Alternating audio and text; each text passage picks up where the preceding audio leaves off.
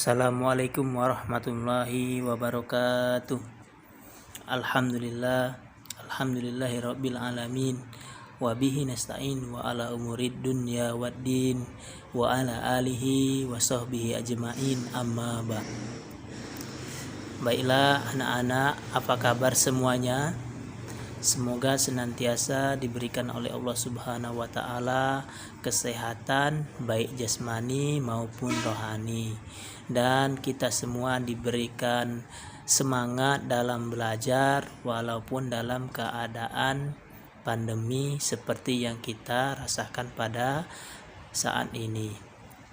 Sebelum kita memulai pembelajaran pada hari ini, mari sama-sama kita memulai dengan membaca Bismillahirrahmanirrahim. Adapun materi kita tentang di bab 3 itu tentang Asmaul Husna. Kita lihat di peta konsep Asmaul Husna. Sebelum kita membahas tentang Asmaul Husna, terlebih dahulu kita harus mengetahui pengertian iman kepada Allah Subhanahu wa taala. Kalau kita merasa sudah yakin dengan adanya Allah, barulah kita mengetahui sifat-sifat apa saja yang harus kita ketahui yang dimiliki oleh Allah Subhanahu wa taala. Di sini tertulis ada Al-Alim, Al-Kabir, As-Sami, Al-Basir. Adapun indikator dari pembelajaran kita hari ini, kita dituntut untuk dapat membaca baik itu pengertian iman maupun Asmaul Husna. Dan yang kedua, kita dapat memahami pengertian iman kepada Allah, memahami Asmaul Husna, baik itu nama-namanya maupun arti dari Asmaul Husna. Dan yang ketiga itu kita dapat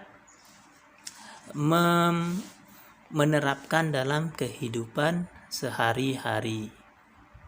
Next, iman kepada Allah Subhanahu wa taala. Pengertian iman menurut bahasa percaya atau yakin. Sedangkan menurut istilah, iman adalah sikap hati dengan penuh keyakinan tanpa keraguan sedikit pun membenarkan keberadaan Allah Subhanahu wa taala dengan segala sifat-sifat yang dimilikinya. Jadi, iman itu meliputi diyakini dari hati, dinyatakan dengan lisan, dan diamalkan dengan kehidupan, diamalkan dalam kehidupan sehari-hari seperti ibadah sholat dan ibadah lainnya. Kemudian iman kepada Allah Subhanahu wa taala. Tanda-tanda adanya Allah Subhanahu wa taala, kehidupan alam ini dengan seluruh isinya merupakan bukti bahwa Allah Subhanahu wa taala ada dan mengatur semua makhluk hidup. Jadi anak-anak, kalau kita belum yakin dengan adanya Allah Subhanahu wa taala, coba kita lihat apa-apa saja yang diciptakannya. Mengapa ada langit dan ada bumi? Mengapa ada siang dan ada malam? Mengapa ada laki-laki dan perempuan? Dan itu pun berpasang-pasangan. Nah, dengan demikian timbullah keyakinan bahwasanya Allah itu ada.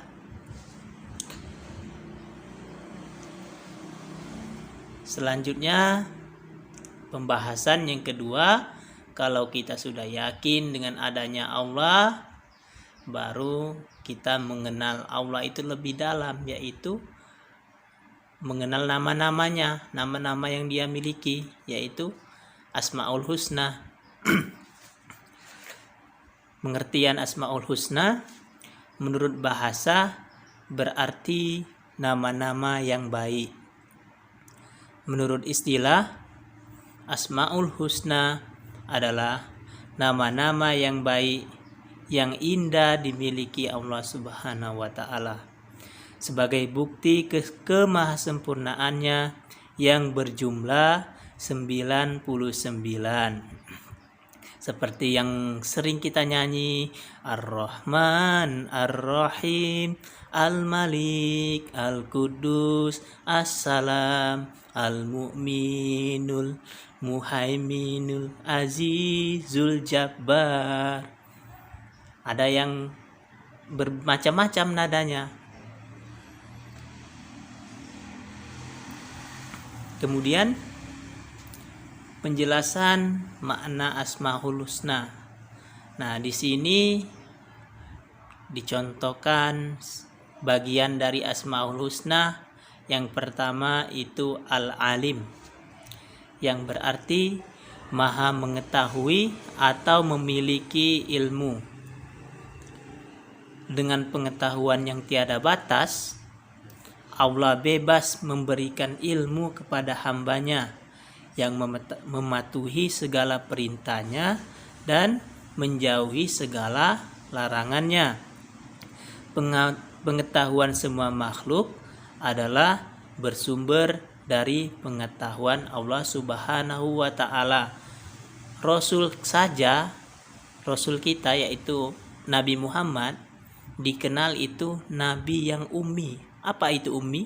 Tidak bisa baca, tidak bisa tulis, tetapi dia berilmu. Siapa yang memberikan ilmu?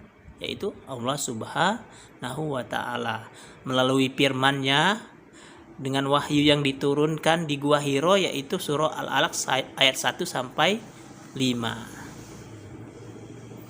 Jadi tidak ada batas, tidak ada, jika Allah mau berkehendak maka siapapun berhak menerima ilmu itu, asalkan dia mau berusaha. Kemudian yang kedua ada itu Al-Kabir. Al-Kabir artinya maha teliti. Allah Subhanahu wa Ta'ala mengetahui apapun yang dikandung dalam hati dan pikiran. Untuk meneladani nama Allah Al-Kabir ini adalah dengan berbaik sangka kepada Allah dan sesama. Jadi lawan kata dari berbaik sangka itu apa? Berburuk sangka. Jadi kita tidak boleh berburuk sangka, baik itu kepada Allah. Misalkan Allah memberi cobaan kepada kita, tetapi kita menganggap Allah itu tidak sayang kepada kita, kemudian kita berburuk sangka juga sama orang lain. Nah, itu tidak boleh. Yang ketiga itu ada Asami. Asami artinya maha mendengar. Allah maha mendengar segala sesuatu yang ada sekalipun suaranya pelan. Allah mendengar tanpa perantara daun telinga, baik yang didengarnya itu bunyi suara, warna maupun benda.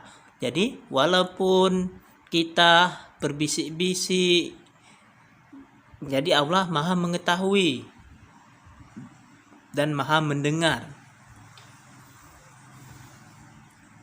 Kemudian yang terakhir itu ada Al-Basir, artinya maha melihat. Allah maha melihat segala sesuatu yang ada di alam ini, baik yang tampak maupun yang tersembunyi, lahir dan batin. Tidak ada satupun yang terlepas dari penglihatan Allah Subhanahu wa Ta'ala. Walaupun kita bersembunyi di dalam kamar, bersembunyi ada pengawalnya, ada algojo, walaupun kita bersembunyi di dalam tanah, Allah pun tahu keberadaan kita. Kemudian hikmah beriman kepada Allah Subhanahu wa Ta'ala, yang pertama, lahir potensi tauhid. Tauhid itu apa? Mengesahkan Allah, menyatakan bahwa Allah itu satu. Dijelaskan di dalam surah Al-Ikhlas, Qul huwallahu ahad, bukan Qul huwallahu wahid. Kalau wahid berarti satu ada duanya. Kalau ahad satu tiada duanya. Nah, jadi mengesahkan Allah. Jadi menyatakan bahwa Allah itu satu, bukan dua, tiga.